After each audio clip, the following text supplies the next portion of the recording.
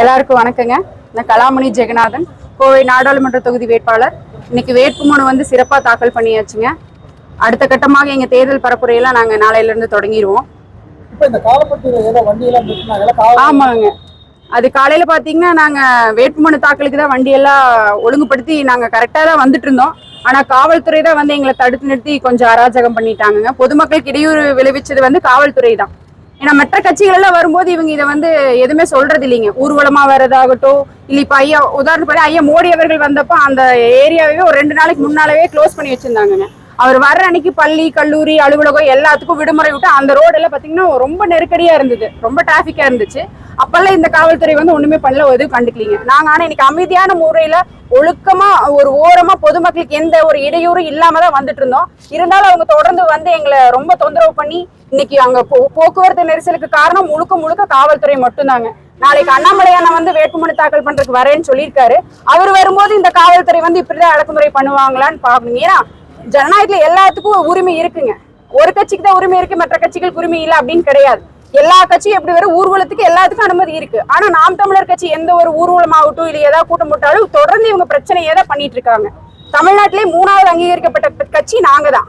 எதுக்காக எங்களை வந்து இந்த மாதிரி பண்றாங்கன்னு தெரியல. தொடர்ந்து இதை செஞ்சுட்டே இருக்காங்க காவல்துறை. அவங்களுக்காகவும் பொதுமக்களுக்காகவும் சேர்த்துதாங்க நாங்க போராடுறோம். காவல்துறையும் அவங்களும் மக்கள் தானேங்க. அவங்களுக்காகவும் அவங்க குடும்பத்துல இருக்கிறவங்க அவங்க தலைமுறைக்கு எல்லாத்துக்கும் சேர்ந்துதான் நாம் தமிழர் கட்சியும் அண்ணன் செந்தமிழன் சீமான் அவர்களும் போராடிட்டு இருக்காங்க. அதுங்காட்டி எங்களுக்கும் என்ன, எல்லா கட்சிகளுக்கும் என்ன ஒரு உரிமை கொடுக்கீங்க அது எங்களுக்கும் கொடுக்கணும். ஒவ்வொரு தடவையும் நாங்க போராடி அதை பெற முடியுங்களா? ஆமாங்க, இது பழிவாங்குற நடவடிக்கை தானுங்க. தொடர்ந்து எங்க கட்சிகள் வந்து எண்ணெயா ஆகட்டும் இல்ல எந்த ரெய்ட் ஆகட்டும் சின்னமாகட்டும் எல்லாமே இப்ப எங்களுக்கு பழிவாங்கல் தானங்க, அரசியல் பழிவாங்கல் தான். இது மக்கள் எல்லாத்துக்குமே தெரியுதே. மேடம், நம்ம கட்சிக்குன்னு ஒரு சின்னம், அதை முன்கூட்டியே வாங்குறதுக்கு திட்டமிட்டு நடவடிக்கை எடுக்காத நிலையில மக்களோட பிரச்சனையை நீங்க முன்கூட்டியே திங்க் பண்ணி எப்படி நடவடிக்கை எடுப்பீங்க? நடவடிக்கை மக்களோட பிரச்சனைகளை நீங்க எப்படி புரிஞ்சுக்கீங்க? அதாவது உங்க கட்சிக்கு ஒரு சின்னம், அதை முன்கூட்டியே பெறதுக்குன்றது நடவடிக்கை நீங்க எதுவுமே எடுக்கல. நடவடிக்கை மக்களோட பிரச்சனை நீங்க எப்படி முன்கூட்டியே திங்க் பண்ணி நடவடிக்கை எடுப்பீங்க? எங்க சின்னங்கிறது வந்து உங்களுக்கே தெரியும், அரசியல் பழிவாங்கல் தான். சின்னத்துக்காக வந்து எங்க கட்சி கிடையாதுங்க. எங்க கொள்கைகள் கோட்பாடுகளுக்காக தான். மக்கள் பிரச்சனை நாங்க இப்ப இல்லைங்க, 13 வருஷமா களத்துல நாங்க இதை தான் நாங்க பேசுறோம்.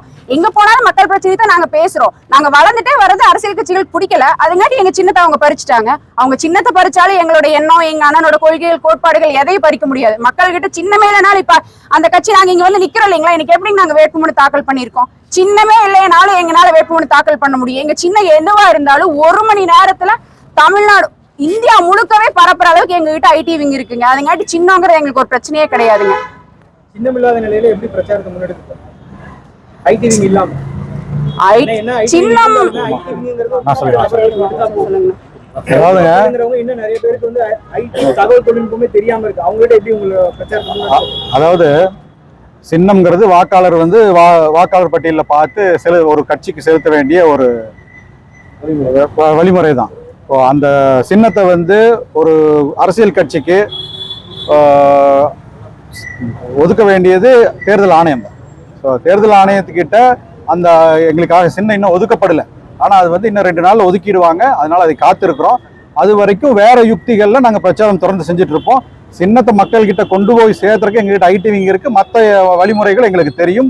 அதே நாங்க சின்னம் வந்ததுக்கு அப்புறம் கையில கட்டாயமா செய்வோம். அதாவது கடந்த 10 வருஷமாக பாரதிய ஜனதா கட்சி ஆட்சி செஞ்சிருக்கு. இந்த பாசிச ஆட்சியில நீங்க பார்த்துருக்கீங்க, மாநில சுய உரிமைகள் எல்லாம் நம்ம இழந்திருக்கிறோம். அடக்குமுறை அதிகமாக இருக்கு.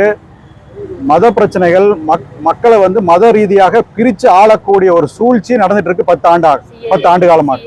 அதுக்கு முன்னாடி இருந்த காங்கிரஸ் ஆட்சியிலும் பார்த்தீங்கன்னா ஊழல், இந்த மாதிரி மக்கள் விரோதமான போக்குகள் தான் இந்த தேசிய கட்சிகள் தொடர்ந்து கடைபிடிச்சிட்டு வந்திருக்காங்க.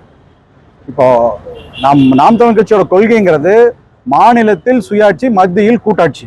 இந்த கூட்டாட்சி தத்துவத்திற்காக ஒரு ஜனநாயக ரீதியாக தேர்தல் களத்தில் நின்று இந்த கூட்டாட்சி தத்துவத்தை நிறுத்த நாங்கள் என்ன முயற்சி செய்யறோமோ அதை வந்து நாங்கள் கட்டாயம் செய்வோம். அது தொடர்ந்து அதுக்காக தான் எந்த கூட்டணி இல்லாமல் நாங்கள் தனித்து போட்டியிட்டு உறுதியாக நிற்கிறோம்.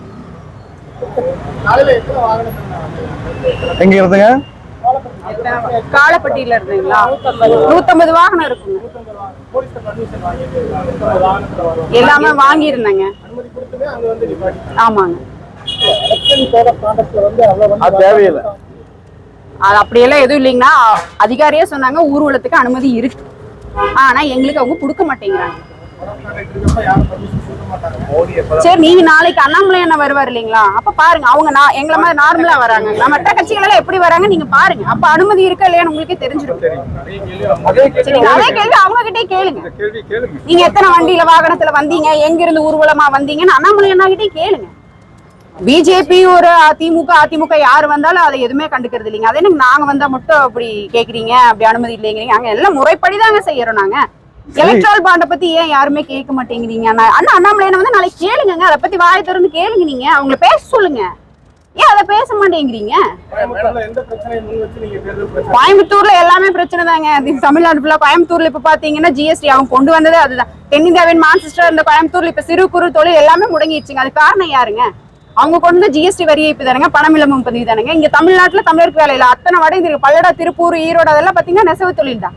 அந்த நெசவு தொழிலாளர்களுக்கு எதுவுமே பண்றது இல்லையா? அவங்க என்ன பண்ணிருக்காங்க சொல்லுங்க? கோயம்புத்தூர்னாலே தென்னிந்தியாவின் மான்செஸ்டர் இருந்து கோயம்புத்தூர் இப்ப அப்படியே இருக்குதுங்க. மக்களுக்கு இங்க எங்க வேலை வாய்ப்பு இருக்குதுங்க? படிச்ச பட்டதாரிகள் 1 லட்சம் பேர் வராங்க, எத்தனை வேலை வாய்ப்பு இங்க கொடுத்துட்டாங்க? டெக்ஸ்டைல் செக்டர் மொத்தமா முடிஞ்சு போச்சு. அதுக்கு நீங்க என்ன பண்ண போறீங்க? இப்ப காட்டன் பிரைசஸ் எல்லாம் ஹைக் ஆயிடுச்சு. அதை நாங்க வந்ததுக்கு அப்புறம் பண்ணுவோங்க, அதுக்கு ஏதாவது முயற்சியெல்லாம் பண்ணுவோங்க. நாங்க எதுவுமே பண்ணாம இல்லைங்க. நாங்க எதுக்காக நாங்க மக்களுக்கு என்ன பிரச்சனையோ அதை தீர்க்கதாங்க நாங்க வரோம். அதிகாரம் எங்களுக்கு வரணும் இல்லைங்களா? வந்தாதாங்க அதுக்கு என்ன நடவடிக்கை இருக்கும் அதை எடுக்க முடியும். திட்டங்கள் எல்லாம் இருக்குங்க, நீங்க பாருங்க. மற்ற கட்சிகள் மாதிரி நாங்க இந்த திட்டம் வச்சிருக்கோம், அந்த திட்டம் வச்சிருக்கோம், பொய்யான வாக்குறுதி கொடுத்து போற கட்சி நாங்க கிடையாதுங்க. பல போராட்டங்களை நாங்க ஆட்சியில் இல்லாதப்பவே அதை தீர்த்து வச்சிருக்கோம் மக்களுக்கு. நாங்க ஆட்சி அதிகாரத்துக்கு வந்தோன்னு பாத்தீங்கன்னா எல்லா மக்கள் பிரச்சனையும் தீர்க்கிறதா முதல் வேலை. அதை நீங்களே பாப்பீங்க. நாங்க செய்யும் போது நீங்க செய்யல பாருங்க.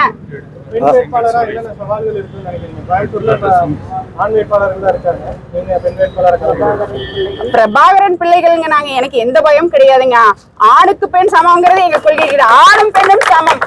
40 தொகுதிகளில் 20 பெண் வேட்பாளர்கள், 20 ஆண் வேட்பாளர்கள். எல்லா தொகுதியிலும் பாத்தீங்கன்னா ஆண்கள் அதிகமா இருக்காங்க, ஒரு 4 ஆண்கள் ஒரு பெண்கள், அந்த மாதிரி நிறைய பேர் இருக்காங்க. எங்களுக்கு எந்த பயம் கிடையாது. எங்க உறவுகள் இருக்காங்க, எங்க அண்ணன் செந்தமிழன் சீமான் அவர்கள் இருக்காங்க. எங்களுக்கு என்னங்க பயம்? யாரு வேணாலும் எதிர்த்து நிக்கிட்டுங்க. மக்களுக்கு தெரியும் யாருக்கு இந்த முறை வாக்கு செலுத்துறது அப்படின்னு. எல்லாம் பார்த்துட்டு தானங்க இருக்காங்க அவங்க. நன்றி.